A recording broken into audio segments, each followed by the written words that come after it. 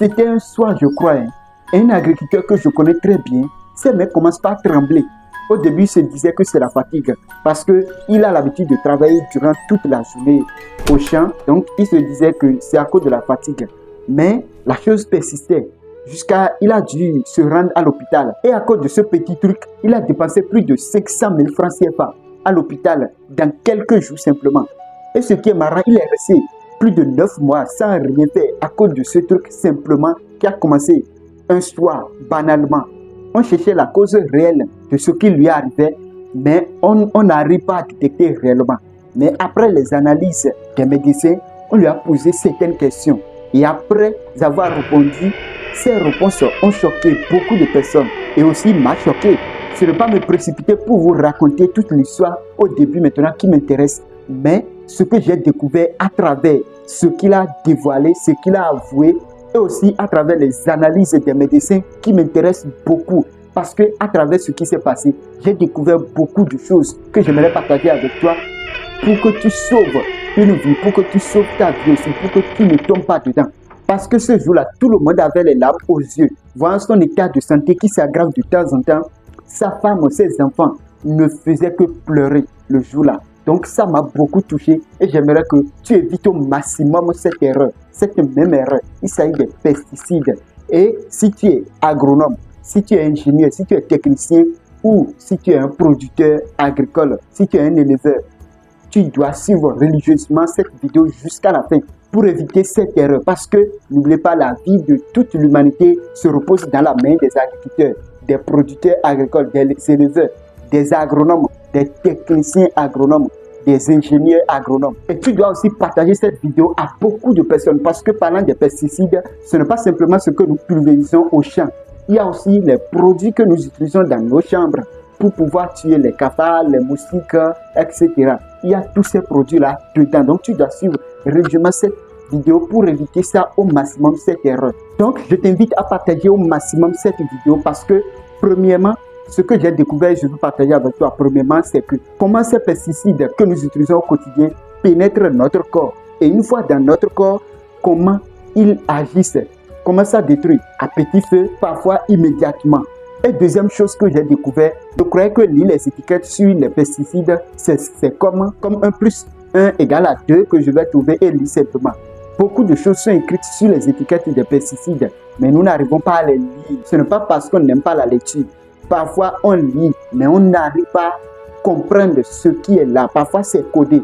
Je vais vous expliquer le code, comment les dangers de chaque pesticide est mis sur l'étiquette sans qu'on ne s'en rende compte. Et ce que beaucoup n'aiment pas entendre souvent, mais c'est réel, est que parfois, le sel de cuisine que tu utilises souvent pour les plats peut devenir un jour très dangereux. Si c'est vraiment un essai, ça peut devenir dangereux, n'est-ce pas? Aussi la même chose, on sait que venin de serpent c'est dangereux, mais pour certains venins de serpent, parfois on l'utilise pour sauver la vie.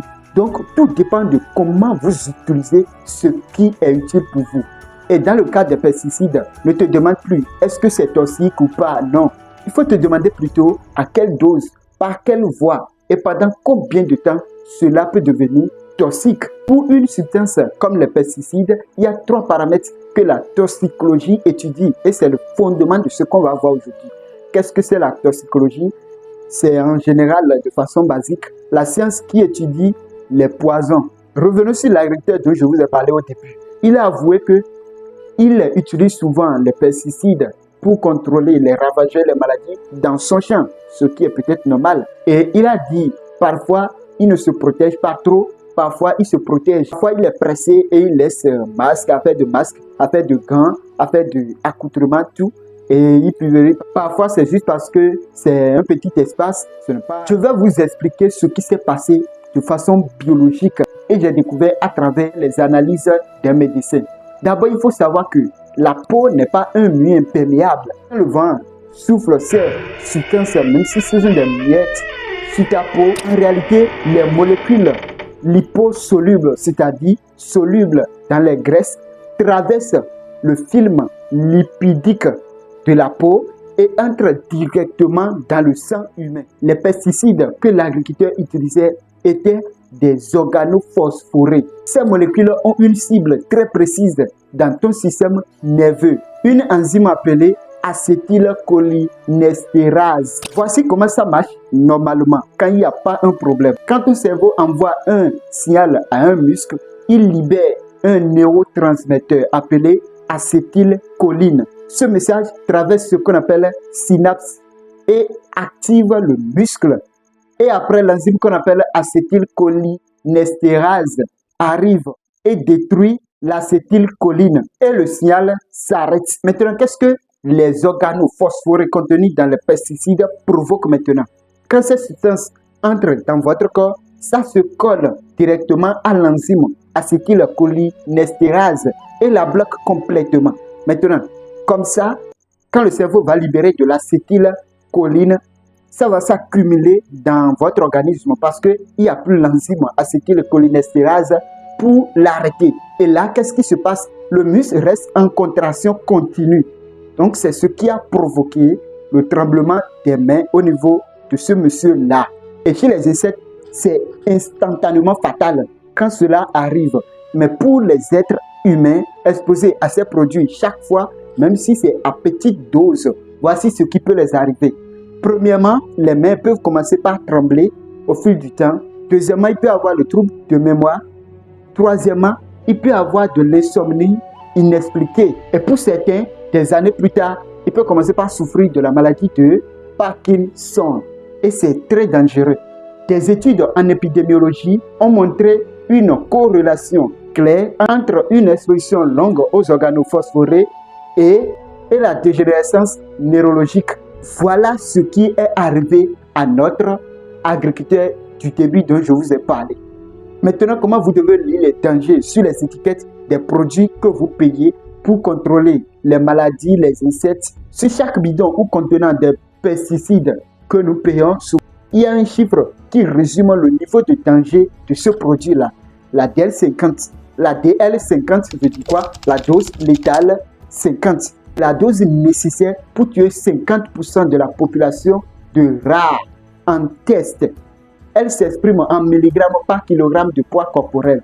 Plus ce chiffre est petit, plus ce produit est dangereux. C'est là que tu dois faire beaucoup attention. Plus ce chiffre DL50 est petit, plus le produit est dangereux. Exemple, un produit avec DL50 égale 5 mg par kilogramme est 100 fois plus dangereux qu'un produit avec DL50 de 500 mg par kilogramme.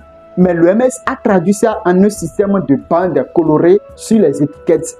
Donc, si vous voyez la bande rouge sur une étiquette, ça veut dire extrêmement ou hautement dangereux. Alors, la DL50 est inférieure à 50 mg par kilogramme. Et si vous voyez la bande jaune sur une étiquette, que ça veut dire modérément dangereux, c'est que la DL est comprise entre 50 et 500 mg par kilogramme. Si vous voyez la bande bleue sur une étiquette, il faut savoir simplement que ça veut dire légèrement dangereux. Et enfin, si vous voyez la bande verte sur une étiquette, il faut savoir que ça veut dire peu de danger aigu.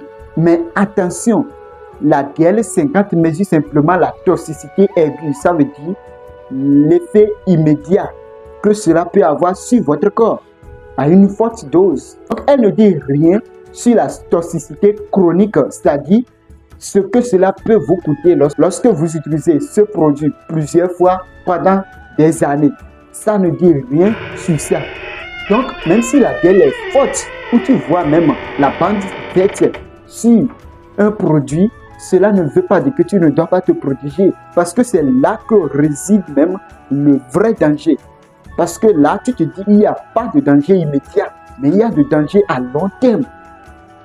Donc, tu dois vraiment te protéger. Porter de gants, porter de masques. Ne dis pas simplement, c'est pour aujourd'hui seul, c'est une seule fois. Non, c'est ça qui tue vraiment. Mais quand tu vas t'entêter et utiliser ces produits sans te protéger toujours, voici tes organes qui vont payer la facture. Parce que ces produits ne frappent pas notre organisme en vide. Ils ont leur cible selon leur structure chimique et leur façon d'être métabolisés. Ton foie est la première ligne parce que tout ce que tu ingères dans ton organisme passe par lui. Et parce qu'il essaie toujours de transformer les produits toxiques que tu envoies en des métabolites éliminables. Et ce qui est très dangereux est que ce travail de détoxification l'expose directement aux organophosphorés de ton produit. Mais ça peut te causer de stéatose, ça peut te causer des hépatites toxiques et certains sont irréversibles. Et ça peut causer des mois après. Deuxième organe qui paie souvent la facture, ce sont les reins. Les reins filtrent le sang et éliminent les déchets par l'urine. Et le cadmium présent dans certains insecticides anciens s'accumule sur les cellules rénales et détruit progressivement la fonction rénale. Et si vous avez problème de rein, vous savez que c'est presque irréversible. À moins que quelqu'un sacrifie son rein pour vous, un de ses reins pour vous. Sinon, c'est presque irréversible. Et ce qui est vraiment marrant au niveau des reins est que vous ne sentez pas les symptômes. Pendant des années, vous n'allez pas sentir des symptômes. Et c'est lorsque ça arrive au niveau de dialyse maintenant, ou à un niveau très grave, que vous vous rendez compte que vous avez un problème de rein après les analyses. Et là, on ne se retrouve plus en arrière, c'est terminé, à moins que quelqu'un sacrifie un de ses reins pour vous. Et ce que ces pesticides causent au niveau des reins est que le système endocrinien, pour ne pas parler des hormones, est perturbé par les molécules qu'on appelle les perturbateurs endocriniens, comme le bisphénol A. Ce qui est vraiment effrayant avec ces molécules est qu'elles agissent même à des doses très inférieures au seuil toxicologique classique. Donc même à des petites doses vraiment minimes, elles agissent. Ces molécules dont je vous ai parlé, qu'on appelle les perturbateurs endocriniens, bloquent ou inhibent complètement les hormones naturelles. Et qu'est-ce que ça donne maintenant après? Ça peut causer de l'infertilité, ça peut causer aussi de malformations fœtales et ça peut causer aussi des cancers. Et les conséquences ne se voient que souvent à la génération suivante, c'est-à-dire souvent sur vos enfants. À cette petite dose, les conséquences s'observent souvent sur les enfants. Donc, nous allons utiliser ces pesticides, mais de façon consciente, en nous protégeant correctement. Parce que vous voyez ce qui s'est passé avec l'agriculteur dont je vous ai parlé au début. Dieu merci, aujourd'hui, il se porte un peu plus mieux. Mais il a pris des années pour comprendre réellement la cause réelle de ce qui lui est arrivé. Et ne pense pas que c'est un cas isolé, c'est pour eux, c'est pour lui. Non. Les pesticides aujourd'hui sont des outils qui nous servent beaucoup et je crois que tu ne dis pas le contraire. Mais un outil qu'on ne maîtrise pas se retourne contre toi. Être prudent n'est pas une faiblesse, c'est juste maîtriser ce que tu manipules. Si cette vidéo t'a apporté de la valeur, n'hésite pas à me laisser un petit like et à partager cette vidéo sur tes réseaux sociaux à d'autres amis pour sauver d'autres vies. Parce que n'oublie pas, l'information est la première protection, même avant les gants, les cachinets et l'accoutrement, tout. Et dis-moi en commentaire quelle autre protection on doit tenir compte lors de l'utilisation de ces produits dont je n'ai pas parlé dans cette vidéo. Et abonne-toi si c'est ta première fois. Ici, c'est le code vert où on dévoile les secrets du monde végétal. Parce que l'agriculture, c'est tout un code. On se tient pour la prochaine.